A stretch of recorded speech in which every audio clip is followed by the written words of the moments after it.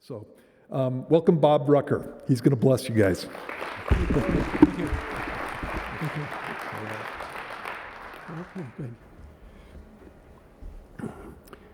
Yes, on Monday we had a lot of fun speaking to the children. We had about 600 children here that I spoke to in 3 different groups, and especially the young lady that came up to me and she said, "Mr. Rucker, I just want to thank you for bringing all this to us. This is just totally amazing."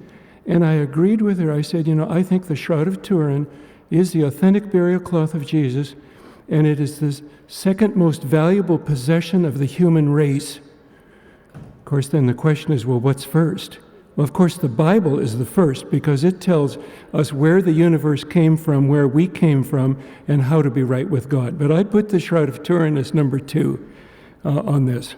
So we're going to try and be as simple as possible. It's always a problem for the scientific mind to try and explain things to those who don't have the sufficient background in everything. So anyway, we're going to do carbon dating on the Shroud of Turin. This is at Calvary Chapel Wednesday evening service before Easter on 2025, Calvary Chapel in Kennewick, Washington. That's all for future reference. My video that we put out on November 1st is over 104,000 hits at this point. So there is a growing interest, a growing awareness of the authenticity of the Shroud of Turin.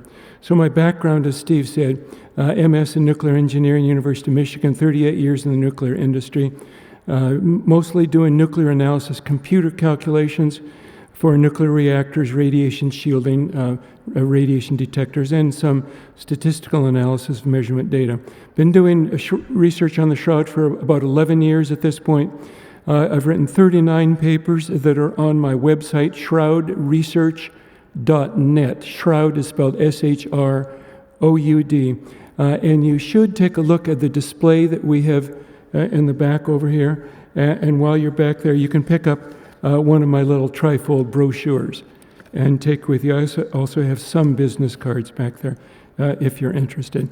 So my goal here is to solve the mysteries of the carbon of the Shroud of Turin and to promote future testing of the Shroud. Another thing that I was involved with my wife and my daughter was that we organized the Shroud Conference that was held in Pasco at the Track Center in 2017. We had people there, presenters there from Italy, Spain, France, England, America, Australia, Mexico, and Canada. So it was a good conference, 3.5-day conference. So what is the Shroud of Turin? If you've been here before when I've spoken, you might remember some background. But there's 2 different views of the Shroud. The upper image that we show here shows the front image here, starting from the head on down to the feet. The back image is over here, starting from the head down to the feet. So it's a head-to-head image. So we do have scorch marks there and scorch marks here because it was in a fire in 1532 in a church, and it was folded up in a silver box, and one edge of it was scorched in the process. The fire was so hot that it melted the silver, which dripped down on one corner of the folded cloth, thus resulting, when you unfold it, in 4 different patches that were needed here, another 4 here, another 4 here, another 4 here, a total of 16 patches based upon one corner that was burned. Now, back here we have a full-length replica of the Shroud that you can look at, but maybe the most noticeable thing is how light the image actually is. It's hard to see. It's much better seen in what we show in the bottom image here, which is the camera negative, but it's a positive image, thus indicating that the image on the cloth is a negative image. And of course, a person at the time of the carbon dating, 1260 to 1390, would know nothing about a negative image because photography hadn't been invented yet. So there's many different indications that this Shroud of Turin does not date to 1260 to 1390, which was the mean or the average of the various subsamples that were dated from the shroud. So as we move forward, you might ask, why is it a head-to-head image? And that's because when they brought the body in, they would have massaged the shoulders to bring the arms down in order to get him through the small door, and then they laid him on half of the cloth. The person doing the burial in the pit or stand-up area, between the left bench and the right bench and in front of the back bench, would then take the face cloth off. It was put on during immediately after he died, sometime after he died, in order to catch the blood coming out of his nose and his mouth, in order to bury the blood with the body, on the belief that the soul was in the blood, which was an interpretation of Leviticus. So anyway, the face or head cloth then would have stayed on the body after you bring him down and transport him to the tomb. Once he gets into the tomb, then and laid on the back side of the cloth, then the person doing the burial will reach over, take the face cloth off, and lay it aside. And we'll talk about that a little bit further later. And then the top of the cloth is wrapped over the top of the head and then down to the feet. So that's how they did a burial at the time of Jesus. It was not a burial like Egypt did. Very, very different. So this is how they did it, because it was a two-phase burial. They'd bury them in this manner and come back in maybe a year and a half, 2 years later, after all the flesh had decayed, then collect the bones, put them into what they call the ossuary or bone box made out of limestone, and then put that into an area where the ancestors' boxes were located. And that's, when in the Old Testament, when you see the phrase, and he was gathered to his ancestors, that's what they're talking about. The bone box being pushed back toward where the ancestors' bones are located. So as we go through the front image here, you can see a lot of the characteristics. But so we have the puncture wounds up at the head. We have a swollen cheek and nose from a beating that he went through. We see the 2-inch wide elliptical wound from just the size of a Roman thrusting spear. We see the blood running down the arms as though the arms were up, with the blood running down on them. We see the nail, of course, not in the middle of the hand as pictured in all of the paintings from the Middle Ages. They did it that way because when the Bible says that the nails went into the hand, in Jewish culture, the hand came down to the middle of the forearm, so that they could very well have gone in here. With the nails going into the middle of the palm, they tear out under the weight of the body because there's no bone structure above it. So the nails had to go through here. There's one location. If the nails go in at a little bit of an angle, they don't break any bones. All they do is that they crush the nerve that gathers all the feeling from the hand, and that automatically folds the thumbs over. And so when you look at the image, front image on the shroud, you notice that the wound is right at the wrist, not the palm, and that the shroud gets it right. All the paintings from the Middle Ages get it wrong, which prominently show the thumbs, but the shroud, if you look closely, there's no thumbs. They're underneath the palms. Okay, about scourge marks all the way down the front of his body, except on his head. There's abrasions on his nose and knee from multiple falls, and the side, there's a little, you see this little line here?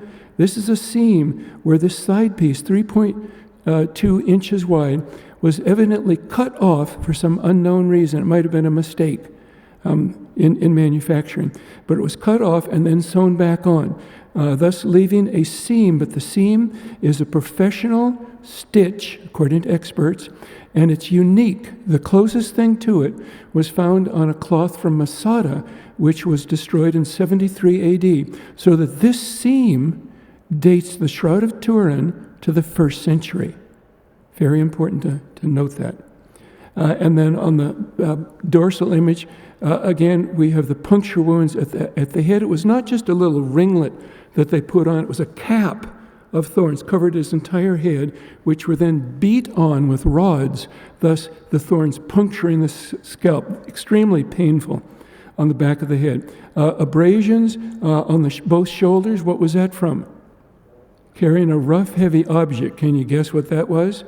About 120 different scourge marks all the way down in groups of 3, because the implement that was being used was evidently had 3 thongs with a little dumbbell shape tied on to each, so that the bleeding probably didn't cut the body, but it was more a subcutaneous bleeding that was produced by it.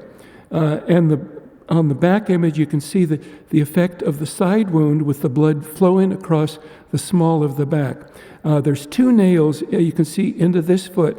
The first nail would have been put into the heel. Then they would cross the other foot over the top of the first foot and put 1 nail into both. And there was an important reason for that. That means that 2 nails were in 1 foot so that that foot was not movable, but only 1 nail in the other foot so that that foot could be rotated, because the person on the cross needed to push up and down to breathe. Very important to realize that a person could tell whether the person being crucified was alive or dead easily from a block away. Was he pushing up and down? He was alive. If he wasn't pushing up and down, he was dead. Very easy. So we have 2 indications that he was dead. One being the rigor mortis that is retained in the shape of the feet here. So he was dead for long enough on the cross for rigor mortis to set in, indicating he's dead. And then also on the front image, where the thrusting spear went out in, the Bible says, out came blood and water. Well, now that's interesting because that's the right sequence. So that with his heart stopped, the red corpuscles would settle out and into the sac that surrounds the body. And so that the lower level would be the red corpuscles, so the upper area would be the clear blood serum. So when this thrusting spear came in from below, came up, the first that would drain out would be the red corpuscles, and then the clear blood serum that could easily be mistaken for water. And that's what the Bible says. Out came blood and water. So everything, both of these images, in every sense, this is identical to how Jesus' crucifixion is explained. So either this is Jesus that was crucified, or it was another individual who was crucified to copy how Jesus was crucified. And we'll explain that distinction a little bit later. Okay? Now, in John 20, I believe it's verse 6 or 7, not only when Peter and John went into the tomb did they see the body cloth and perhaps some of the wrappings, the tie strips that might have tied around his ankles, around his hands to hold his hands down, to hold his jaw up, etc. So that there would be multiple claws on the back bench. You remember when John and John ran to the tomb first. John got there first, and he looked through. Now, there's no skylights, there's no windows, there's no electric lights on. So in order to look in, he'd have to be well back from the opening to let the light in. And he saw the body cloth. Now, he would not have seen from that perspective, well back from the door, he would not have seen the left bench or the right bench, only the back bench. So I think we have good reason to believe that the body was on the back bench in the tomb, and thus in my nuclear analysis computer calculations, I modeled the body on the back bench. We'll get into that a little bit further. So that the takeaway here is that in every respect, the Shroud of Turin is identical to that you would expect to see from a person who was crucified exactly as Jesus was crucified.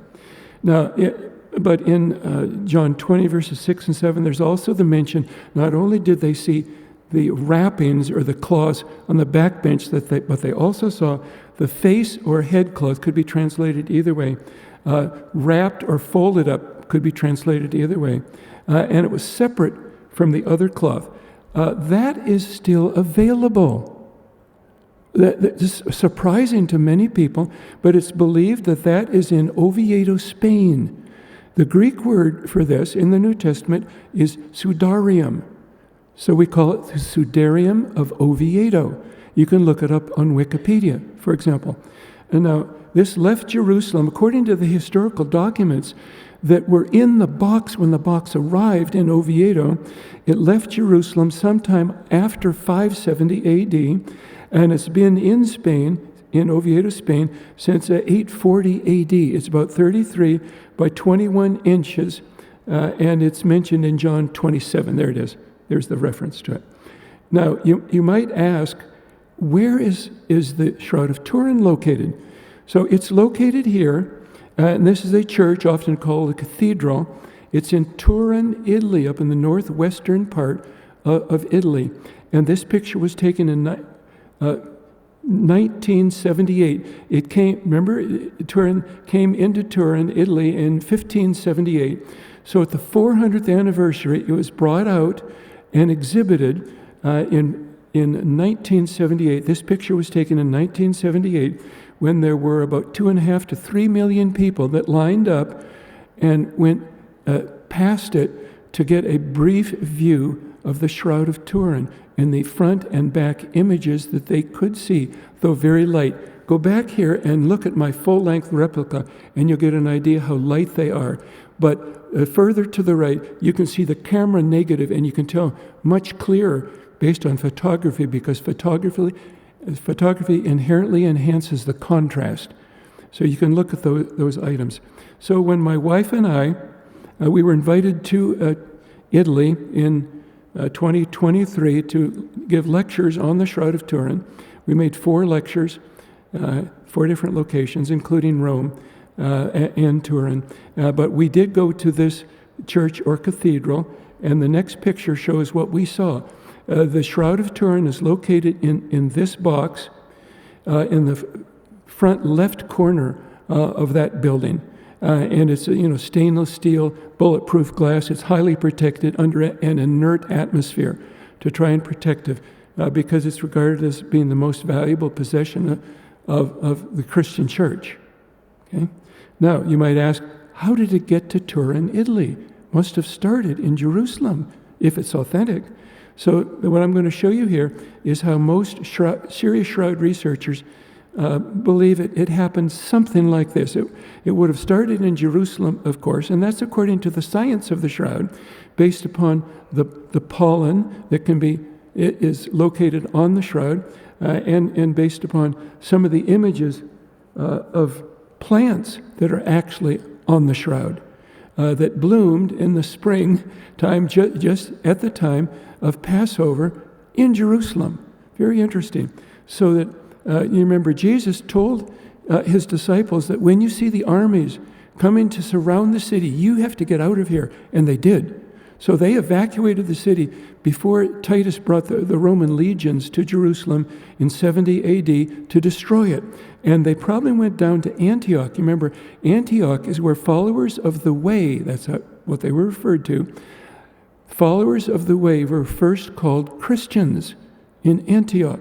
So if the shroud was in Antioch, it was then very convenient to go on various missions. And according to ancient tradition, it was taken up to Edessa, now called Urfa, in Turkey, and for the healing and conversion of the king, which then led the people to become Christians, which led church buildings to first be built in Edessa, Turkey. Very interesting. It also, I think it's likely that it was taken over to Galatia to show them for the purpose of apologetics and evangelism. Because in Galatians 3:1 it says, "O foolish Galatians, who has bewitched you that you should not obey the truth, before whose eyes Jesus Christ was clearly portrayed among you as crucified." That's the New King James. But the word "was clearly portrayed" is translated from the Greek verb prographo. Well, you can see the word graphic in that, can't you? So various translations of that, of prographo, would be portrayed, displayed, placarded, or signboarded. Now, what's a signboard? That's what you see up in front of a house that's being sold. The realtors put up a signboard. It's a sign, on a post or something with information how to contact them.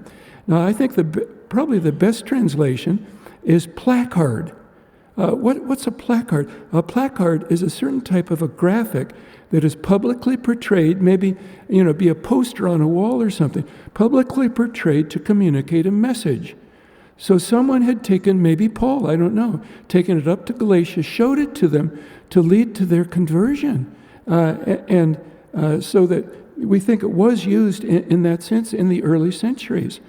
Now, you might ask, well, if this could be the Shroud of Turin, why don't we just have scientists go and investigate it to find out if it's authentic or not? Well, that has happened. That was back in 1978.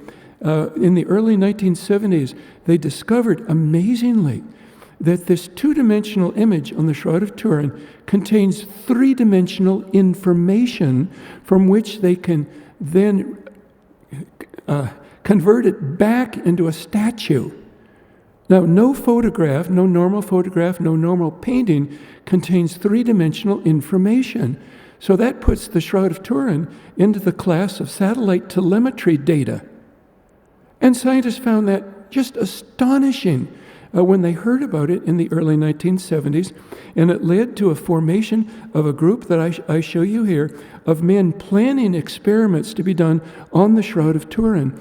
And they were finally invited to come to Turin, Italy, by the owner of the shroud. At that point, was not the Vatican or the Pope. It had been in a family for over 400 years. It was owned by a family in Turin, and so at that point, the scientists started gathering. They said, "We have to investigate this." So they worked for 2 or 3 years, I imagine, to put together a detailed program for testing of the shroud. So in 1978, they were invited to come to Turin, and about 26 different scientists, mostly American scientists, from nuclear facilities, from universities, from major research companies, gathered together. They prepared a sequence of testing to perform over 5 days in 3 shifts. So that's what they did. They gathered in the room, and they did testing. They actually worked in 3 shifts, and they slept in the room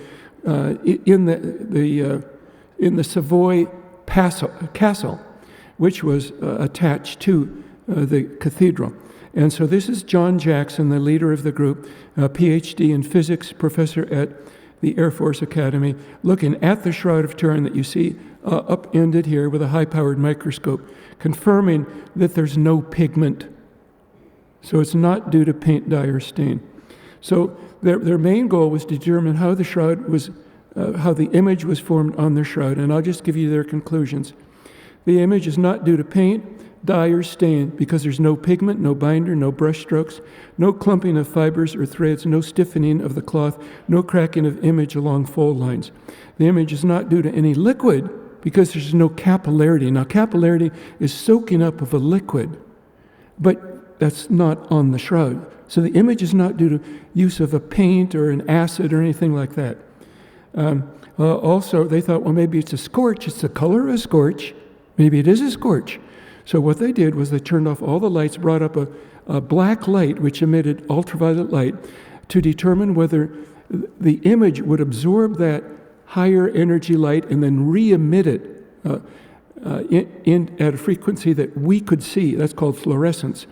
And they found that the scorches, the long scorch marks, did fluoresce, but the image did not, at least not in the sense that you would expect. So it's not due to contact with a hot object, and it's not a photograph because three-dimensional information in the image, which normal photographs don't have. Now, the most difficult thing to explain on the image formation is that in the thread, if you look at a thread, it's only the top 2 or 3 layers of fibers that are discolored. But then if you look at a fiber, the fiber is about 1/5 the diameter of a human hair. So it's about 15 micrometers when it's measured scientifically. But the discoloration is just around the circumference. So the question is, how in the world could that be done? So I had to think for weeks on this issue. Because this is not easy, because even if the image is due to radiation, if the radiation produces the discoloration on the back of the cloth of the fiber, it has to go through the fiber, and should thus, you would expect, discolor the fiber across the entire diameter, but it doesn't. So therefore, it occurred to me in my first year at University of Michigan in the physics class, they taught about the skin effect of an alternating current. Now, not human skin. It's about the surface effect of an alternating current. What an alternating current does is it creates oscillating electromagnetic and magnetic fields, which then force the electron flow to the outer circumference of the conductor, exactly where this discoloration is located. So my hypothesis for image formation is based on that concept. So that's background. Let's get into carbon dating now. Because if you're talking to someone and telling them you believe in the authenticity of the Shroud of Turin, the main objection is going to be the carbon dating. Well, I thought the scientists carbon dated the shroud to 1260 to 1390 AD. Can't possibly be true, isn't that right? Well, it is right, that's what they dated it to, but that's only one of 4 evidences. So we need to ask, what's the rest of the story? Because science has to explain all the evidence, not just 1 out of 4. So that's where we go. So this is how they cut the shroud. April 21st, 1988, it was cut from this corner up here. So if you're holding the cloth as it's usually displayed horizontally with the front image to our left as an observer, they cut it from this little corner. My diagram of this is this. So this is, you're looking, the Shroud of Turin was torn away at some unknown time from this section. So you're looking at the backing cloth here. So there is a backing cloth currently on the Shroud of Turin. So here's the side strip with the seam that I told you about. The cut, this was previously cut in 1973 for textile analysis. For the carbon dating, they cut here and up here, and then cut in the middle, and then made these 2 cuts to have pieces to send, one piece to send to each of 3 laboratories. They also cut another piece to send to Arizona because they realized that this piece was only about 35 milligrams, whereas these were both a little over 50. So that's how the cut was made. So each of these samples then, this small one that went to Arizona, Tucson, Arizona, was simply put into the vault and is there to this day. So we'd like to get access to that and do some measurements on it. I'm hoping that can happen someday. But each laboratory that got a sample, they then cut those samples into smaller pieces. We call them subsamples. So they dated, ending up with 12 subsamples that were dated. Those 12 subsamples were then analyzed with the announcement, and this is the picture that was in the paper. These are the 3 different managers of the laboratories. And 1260 to 1390 with an exclamation point to it, and their conclusion was that it's absolutely proven to be true, without any doubt, that it dates to 1260 to 1390. And I say, just wait a minute. Let's get the rest of the evidence and consider it all. So there's many different indicators of an earlier date, earlier than 1260 to 1390. For example, a man wrote a diary when he was in Constantinople during the 4th Crusade, and what he noted was that he saw the shroud in which Jesus was buried raised every Friday in a church in Constantinople. He wrote that in 1203. And they would do that so that everyone could see the death, burial, and resurrection of Jesus, to convert the population, because that's real and it's reality, and you need to base your beliefs on reality. And then there's what's called the Hungarian Prey Codex. A codex is like a book. It's bound on the side rather than being a scroll.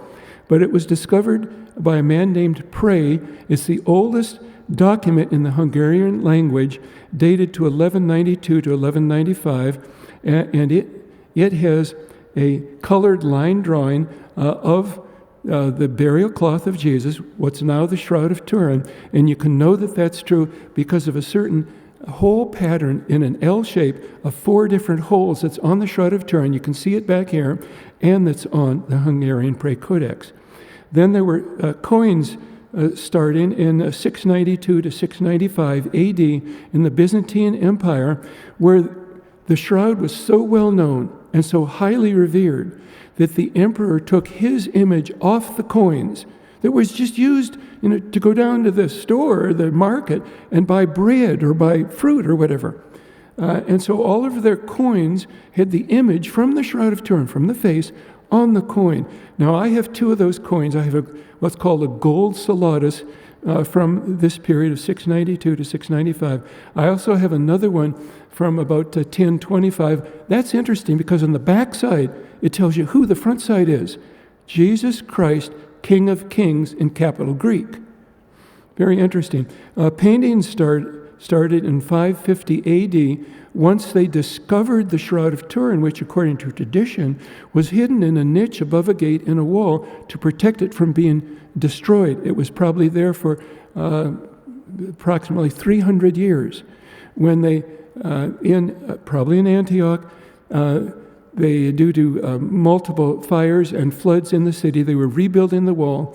When they discovered this, and that's when the image and artwork of Jesus changed, because previous to that event, they imaged him without hair, without mustache, without beard, because that's how the emperor was pictured.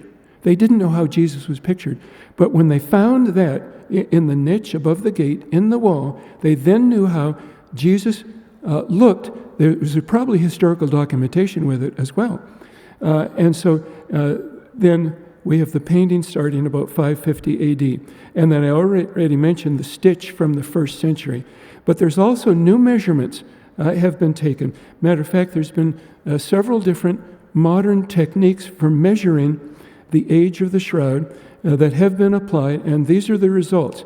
Now the time is down here from 500 BC to 180 to 500 AD, 1000 AD. Up here is the date, the carbon dating, 1260 to 1390. These are the different individual measurements using the newer techniques. Now, for example, here we have FTIR, we have Raman, and I'm not sure exactly. I imagine, this would be FTIR. It's hard to see some of this. Mechanical testing. We have a mechanical testing of the wrist and of the pelvis. We have Waxus. We have Raman techniques. And so what you see here is the vertical line is the primary date, and the range is given by the horizontal line. But what you see is the date for Jesus is within the 1 sigma, 1 standard deviation uncertainties of 3 of the measurements, including Waxus. We'll get to that in a second. And it's a little bit outside the 1 sigma on the other 2. Waxus, WAXS, stands for wide angle X-ray scattering. And this was done about 2 years ago, and it was just kind of discovered recently, a few months ago, by the media, and it's kind of hit the media by storm, and the Shroud of Turin is becoming more accepted based upon this Waxus dating that agrees with the time of Jesus' death, burial, and resurrection. Now, when I'm talking about this, a lot of people will think that experimental measurements are accurate, aren't they? Well, unfortunately, no. There's 2 different sources of errors in every experimental measurement. There's what's called a random measurement error. And a random error is if you had a measured value, then you measure it, and maybe it's a little bit off to the low side, or maybe a little bit off to the high side, but not far. It's within the uncertainty. And if it's within the uncertainty of the true value, then they attribute that to a random measurement error. And then it's dealt with, it can be dealt with conveniently by simply doing many measurements on it. So the measurements that are a little bit high due to a random error will compensate those measurements that are a little bit low due to a random error. So all you have to do is average all the values, and you're going to come out pretty close. But now there's another type of an error. It's called a systematic measurement error. And this is the type of measurement error that causes all the values to be wrong, either high or low. So you'd never know it. Often you never know it. But how could you tell? What they do is, if you have one measured value here, and you have another measured value here, and you have the uncertainties, and if the uncertainties overlap, then they attribute it to random measurement errors. But if they're well separated, then you have to say, no, there must be a systematic error that's causing this error. Now, for example, if I ask someone here to come here and measure this distance from here out to the doors with my ruler, and then I'll tell them that they can put the ruler down here at the edge of the stage, and then put your finger down, move the ruler, move their finger, move the ruler, move their finger. Now, there's going to be a little bit of an uncertainty, a random measurement error, due to the exact placement of your finger.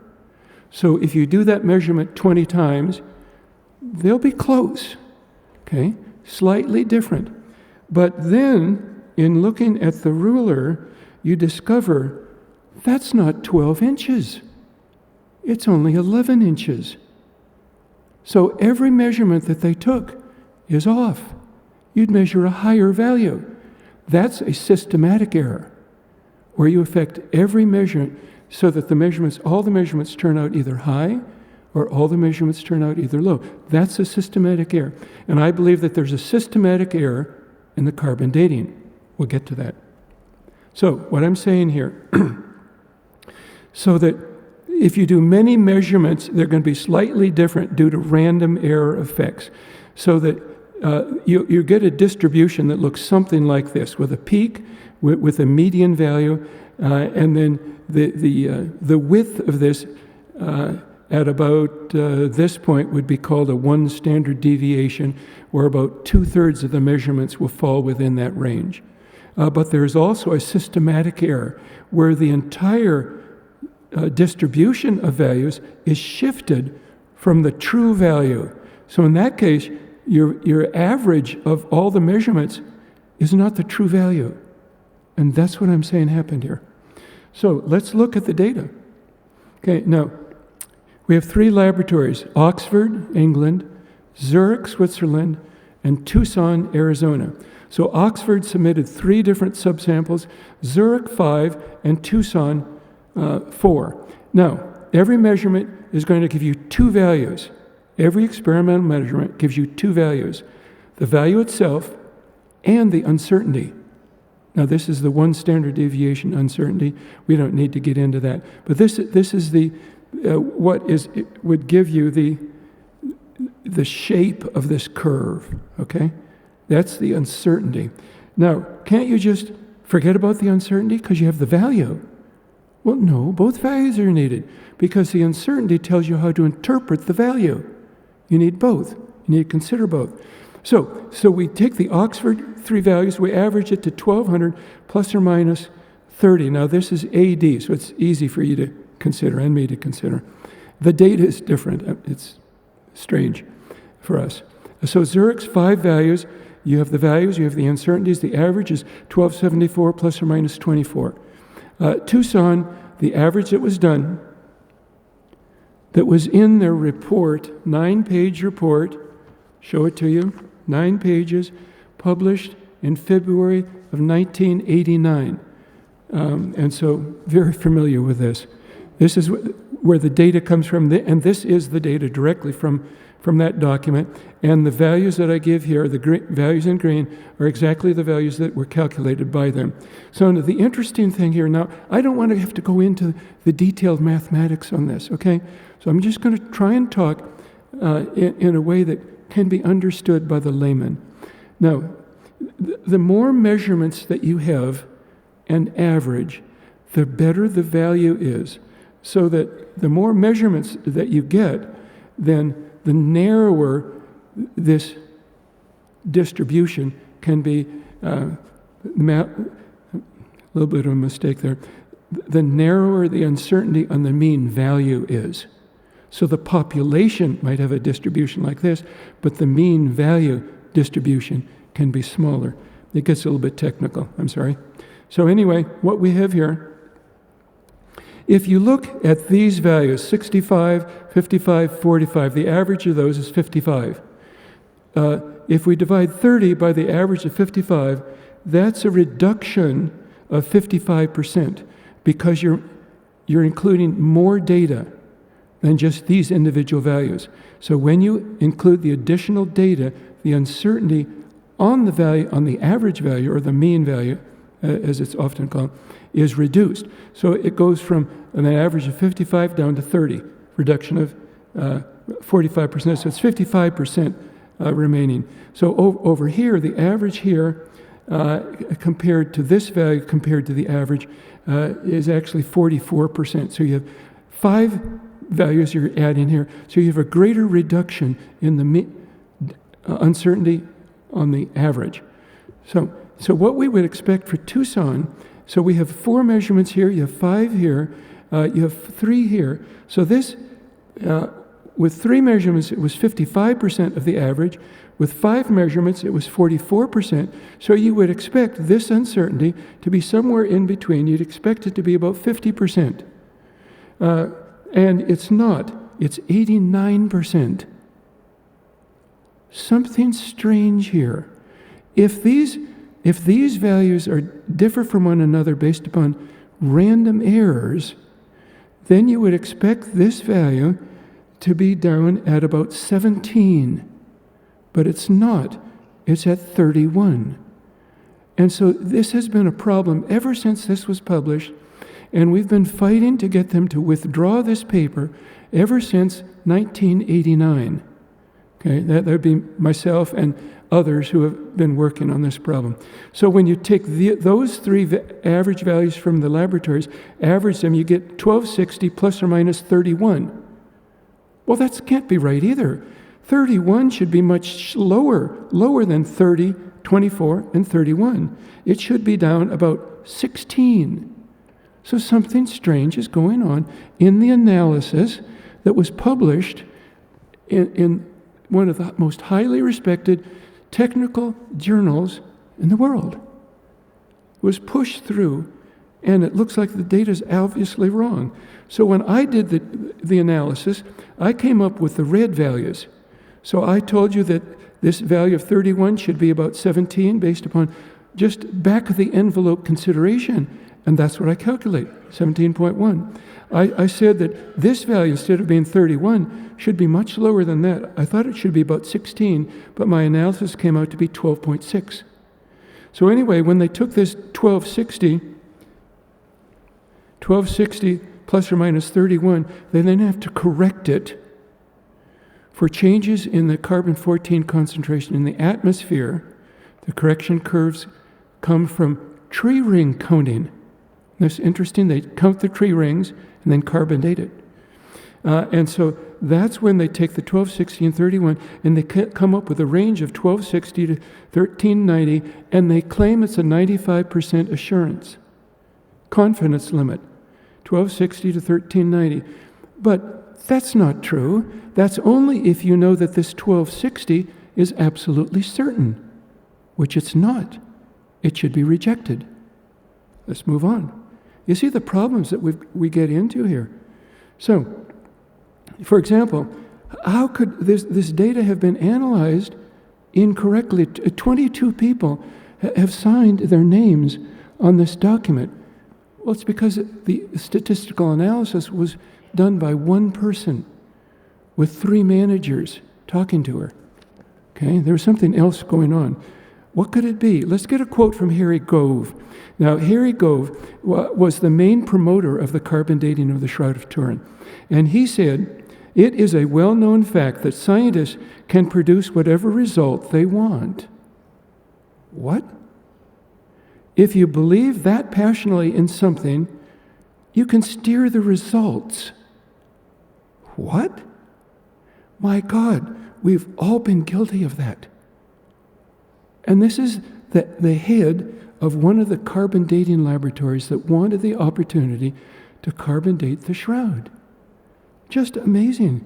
So, now if we take the 3 dates that I showed you that were published in the paper, and then we make a plot of that data using the center of each of those 3 samples, if we plot the data at the center of the samples as a function of the distance from the edge of this cloth, this is what we get.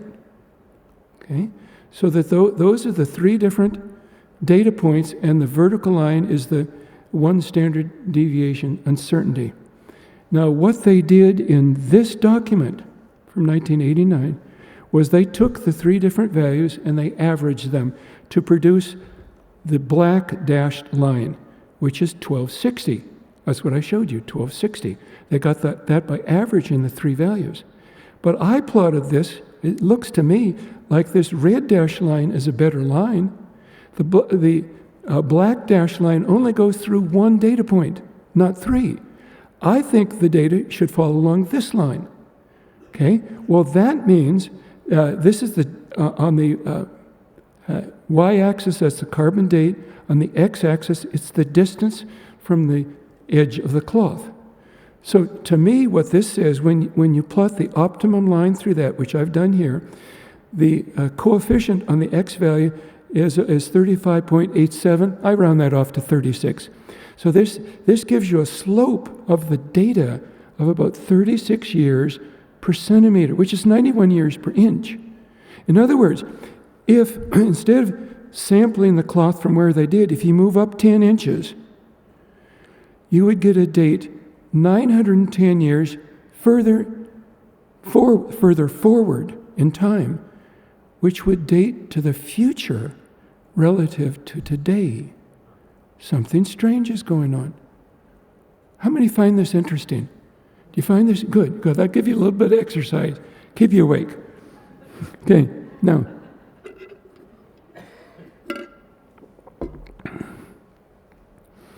So you may have seen on the left-hand side is a picture of a typical Rolling Stone tomb.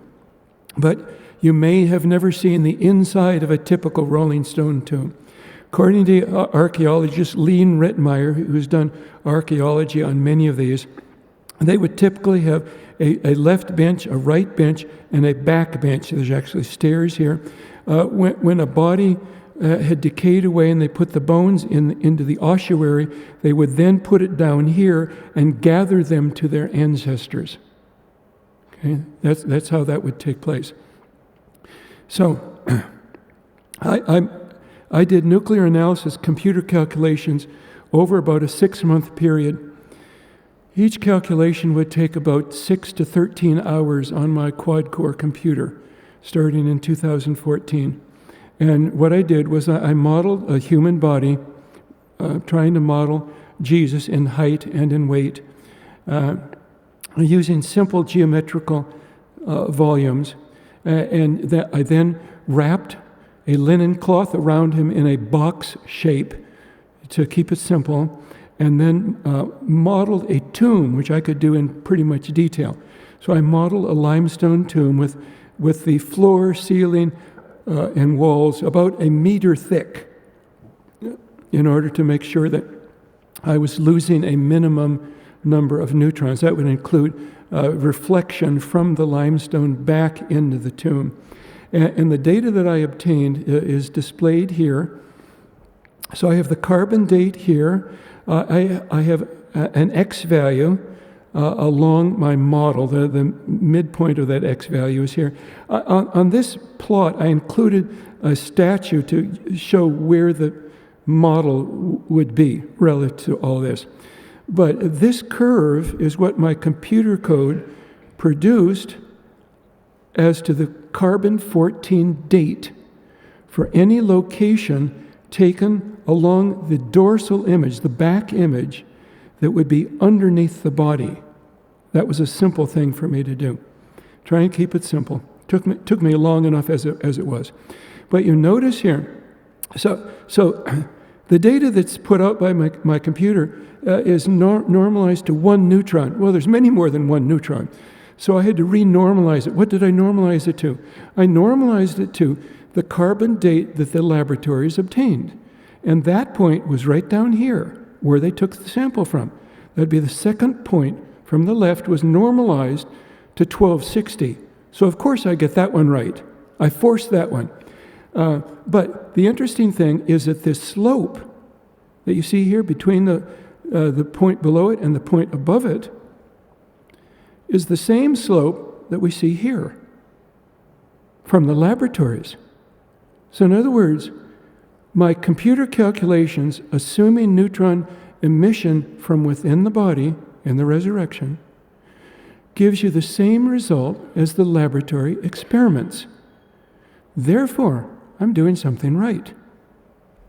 Okay, interesting. So, this is the neutron absorption hypothesis, and that's paper 33 on my website, on the research page of my website, shroudresearch.net. Okay. So, a burst of radiation was emitted from the body that included neutrons. The image was also formed by this burst of radiation. We'll talk about that some other time, I think. But that burst of radiation also included neutrons, according to this hypothesis. A small fraction of these neutrons were absorbed in nitrogen-14 in the shroud to produce new carbon-14 atoms. By the reaction, nitrogen-14 plus neutron goes to carbon-14 plus proton. So nitrogen-14 would include 7 protons and 7 neutrons. So when it absorbs a neutron, it goes to 8 neutrons. But that's unstable. So that isotope then ejects a proton, so that reduces it from 7 to 6 protons. So it's 6 protons and 8 neutrons. That's carbon-14. So this reaction produces new carbon-14 in the fibers.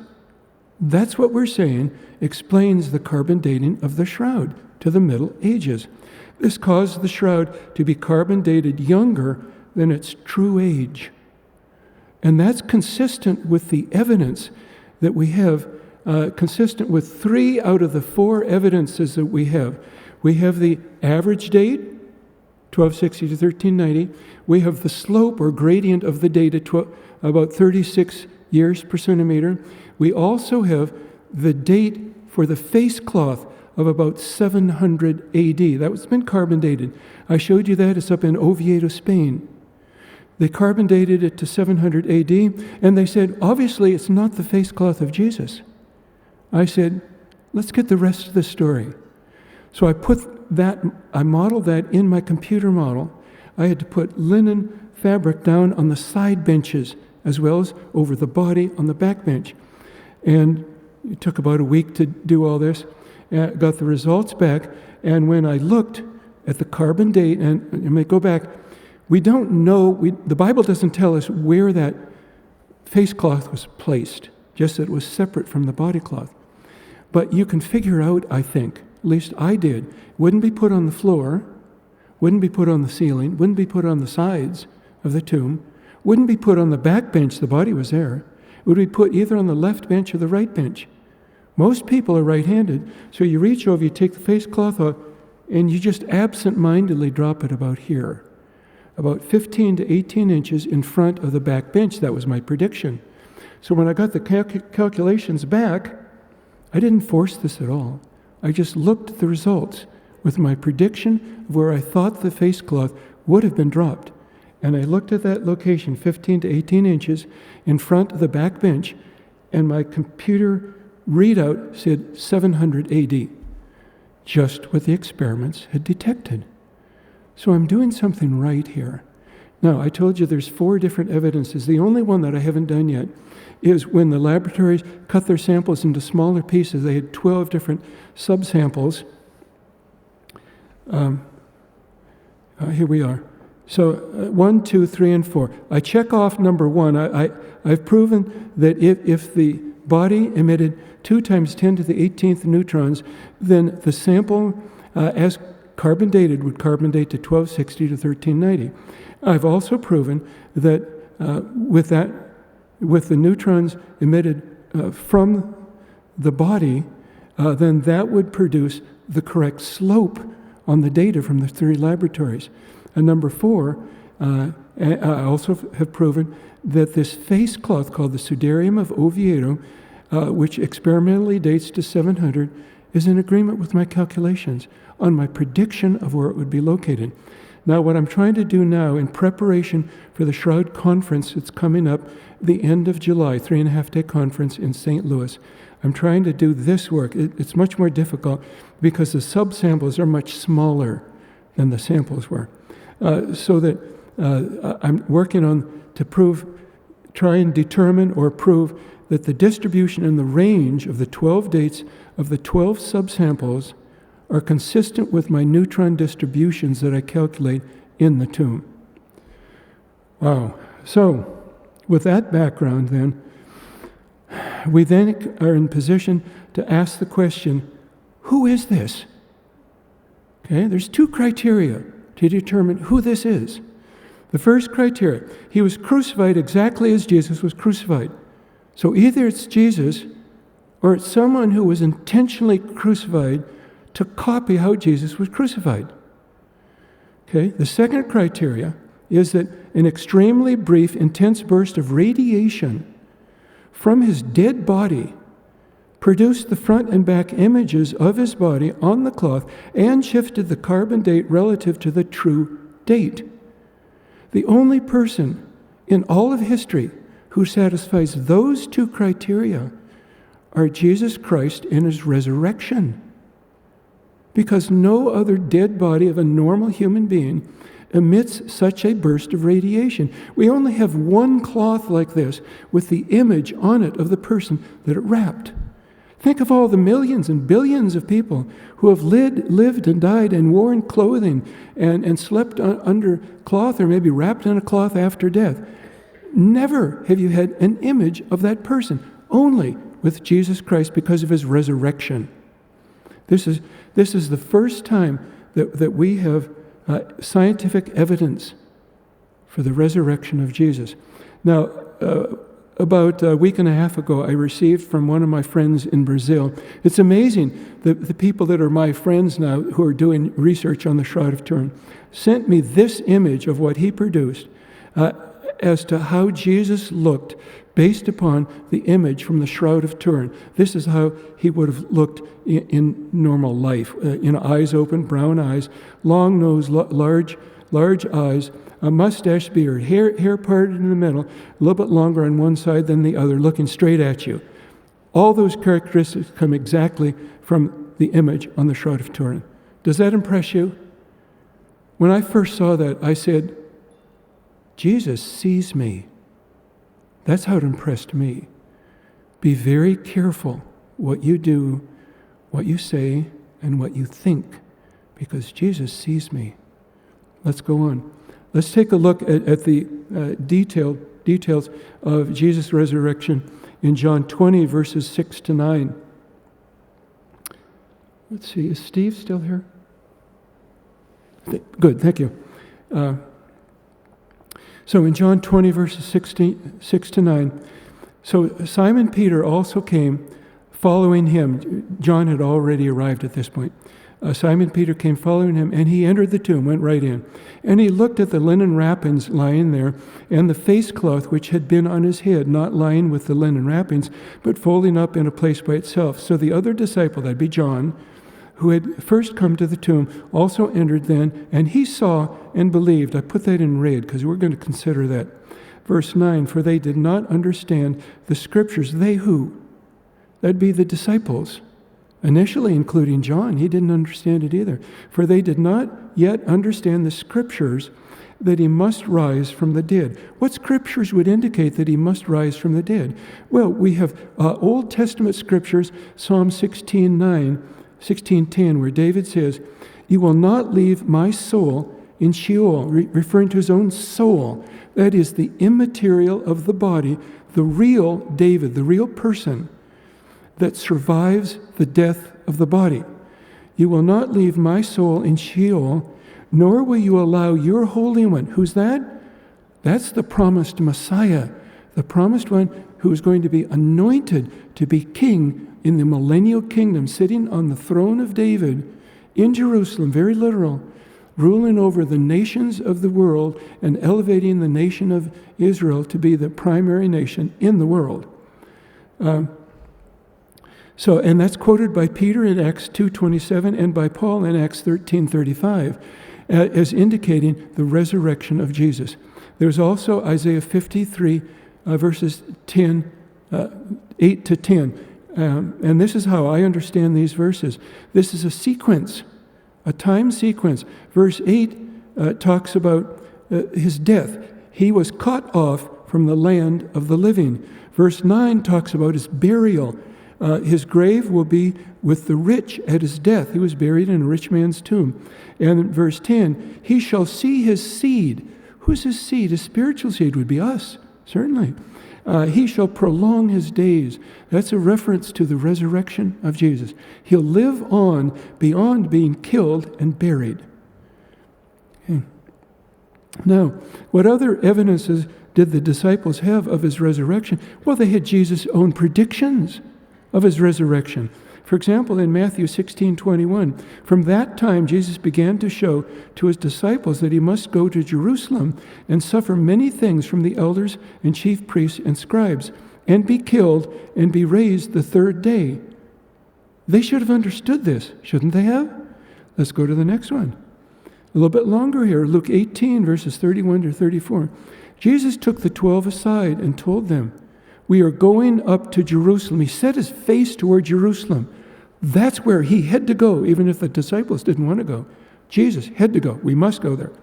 We are going up to Jerusalem, and everything that is written by the prophets about the Son of Man will be fulfilled. He will be delivered over to the Gentiles. They will flog him and kill him. On the third day, he will rise again. There it is, as clear as you want. Let's look how the disciples responded to it. The disciples did not understand any of this. Its meaning was hidden from them, and they did not know what he was talking about. Why? Because they understood by his teaching and the miracles that he performed that he was the Messiah. And as the Messiah, he was going to destroy, they expected, to destroy the Romans and bring in the millennial kingdom with him sitting on the throne of David, ruling the world from Jerusalem. So therefore, the Messiah couldn't be killed. So it made no sense. Jesus often talked in parables, figurative language, allegories. So that's what they put this in. He must be talking figuratively. They were afraid to ask him, it says in another verse. So let's go back now. He saw and believed. So what did he believe? Based upon verse 9, he was the first to believe in the resurrection of Jesus. In other words, the disciples in general had believed in a figurative or allegorical understanding of what Jesus had prophesied about his own death, burial, and resurrection. But at this point, John changed from a figurative interpretation to a literal interpretation. The light bulb goes on. Jesus was teaching this clearly and literally, and we all missed it. But what did he see? He saw and believed. He believed because of what he saw. What did he see? Well, what was in the tomb? Peter was in the tomb, but he'd seen Peter many times, nothing special about Peter. He'd seen the inside of tombs, undoubtedly, nothing special about the limestone floor, ceiling, walls, nothing. So what was special? It was the burial cloth and how it was collapsed. So it was flat, maybe with the tie strip still on it, maybe around the ankles, maybe on the inside then, around the hands, maybe around the jaw, so that he wasn't stolen. He didn't awake and pull the cloth back and, then somehow move the stone away and exit the tomb. No, he simply vanished from our perception of reality. That's how I like to say it. You think about how many senses do we have? We can see, we can hear, we can smell, taste, and touch. So we have 5 senses. And as we grow up, we just assume that we're perceiving all of reality. But when the question arises, how can you prove that our senses perceive all of reality. You really can't prove that.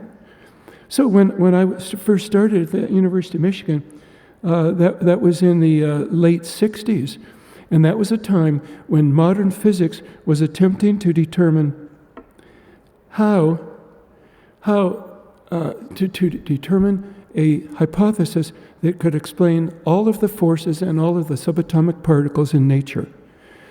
And those are called string theories, not a string like we think, but extremely short length of pure energy, whatever that is. So there have been multiple string theories developed to explain all the forces and all the subatomic particles. It makes sense of it all, why the different particles have different masses, different spins, different charges, etc.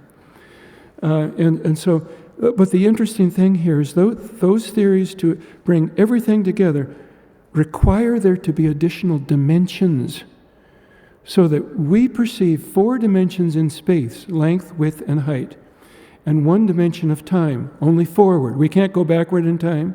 We can't go 90 degrees perpendicular to time, only forward in time. So we exist in 4 dimensions that our senses perceive. But string theories require anywhere from 10 to 26 dimensions to explain everything. So therefore, our perception of 4 dimensions are only a very small subset of the total of reality. So when we talk about Jesus vanishing from our perception of reality, where did he go? Went into one of these alternate dimensions. Now, a group of dimensions would be called a dimensionality. So we exist in a 4-space dimensionality. But Jesus would then bodily transfer into an alternate dimension, whereby, by an act of his will, he could then reappear. And that's the evidence that we have in the New Testament, where he reappeared. That is, by an act of the will, transitioning back from this alternate dimensionality to our dimensionality. I think that's the best way to say it, in agreement with modern physics. So that we have context information. If you go into a court case, there's context information, there's eyewitness testimony, and there's circumstantial evidence, or could be called physical or scientific evidence. And lawyers know that if you can get evidence in each of these 3 categories, you're likely to get the jury to agree with you. Okay, so let's apply that criteria to our understanding of the resurrection. So context information, what would incline us to believe that in Jesus' resurrection, Old Testament prophecy, and Jesus' predictions of his own resurrection? What about eyewitness testimony? We have the testimony of the empty tomb and the post-resurrection appearances. But then what we've never had in the past is scientific evidence. So this is the first time, I think, in human history that we have scientific evidence for the resurrection based upon the Shroud of Turin. That's how confident I am on all of this. So Jesus not only satisfied all of the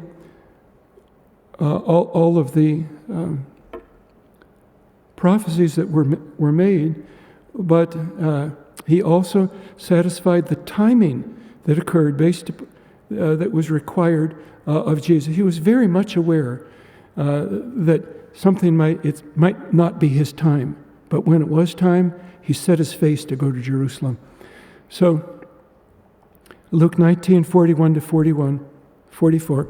As he approached Jerusalem and saw the city, he wept over it and said, "If you, even you, had only known on this day," that's important, "what would bring you peace. But now it is hidden from your eyes because you did not recognize the time of God coming to you." So what is that talking about? We have to go to Daniel chapter 9 to find out. This was Daniel's 70 weeks or 77th prophecy. And this gives a starting point. When the word goes out to restore and rebuild Jerusalem, it gives an end point until the anointed one, that would be the Messiah, the anointed one comes, and it gives an interval of 69 sevens. 69 times 7 is 483 years. Each year is 360 days. So this turns out, this period between the starting point and the end point is 173,880 days. And this was, the important thing is that this time period was fulfilled to the exact day by Jesus' triumphal entry into Jerusalem. So he not only fulfilled the events, but he filled the exact timing of it. He was very much aware of this. But when we think about Jesus on the cross saying, "It is finished," then what was he referring to? Well, he was referring to God's eternal plan for our salvation. So Genesis 3:15, I want to go through some of these.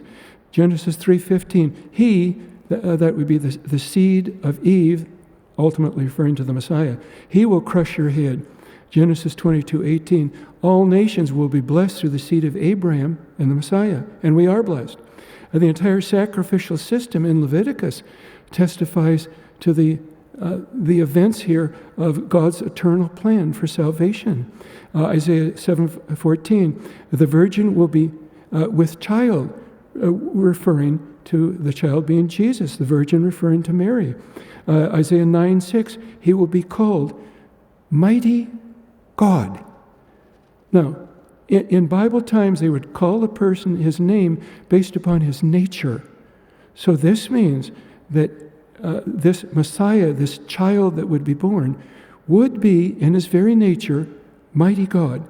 Isaiah 53:6 says, we all like sheep have turned to our own way, and the Lord has laid on him the iniquity of us all. This is all part of the eternal plan of God. In Jeremiah 23:6, it confirms Isaiah 9:6. He will be called the Lord, all capitals, which means it's a reference to Yahweh in the Hebrew.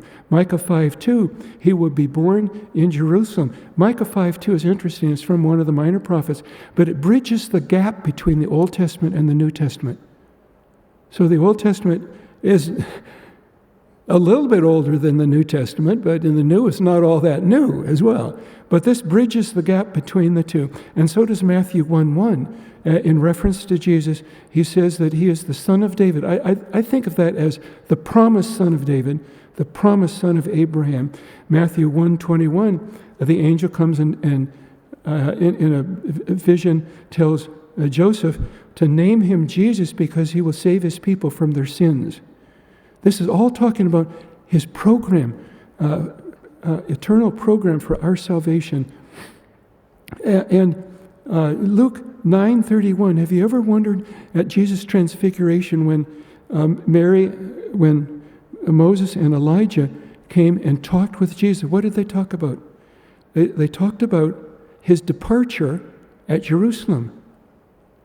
That would be his death, burial, resurrection, and ascension. And then John 19:30, of course, Jesus said, it is finished, referring to the eternal plan for our salvation. Titus 1:2, Paul says, refers to the hope of eternal life which God promised before the beginning of time. And then Peter, in 1 Peter 1:20, says, he was chosen before the creation of the world. So that Jesus finished the program for our salvation that God had planned before the foundation of the world. The significance of this, he fulfilled the prophecies to the exact time, and this plan was put together by God before the foundation of the world. So God offers this whole program comes together and is wrapped up in a gift that he offers to people. He offers this gift of salvation to each individual, but it must be received. It must be received. And then finally, in Daniel, I like Daniel 12, verses 4 to 10. At the time of the end, knowledge will increase. When I first recognized what I could do with the shroud, it was about 1992 or 93. I had to wait for 20 years for computer technology, computers and the computer codes to get to advance sufficiently for me to do this work. I had to wait 20 years for that. I had to wait for knowledge to increase. But those who have insight will understand. And that's what I hope all of you will do, that you will understand that this is God's eternal program for salvation that has finally come down to us and offered to us as a gift.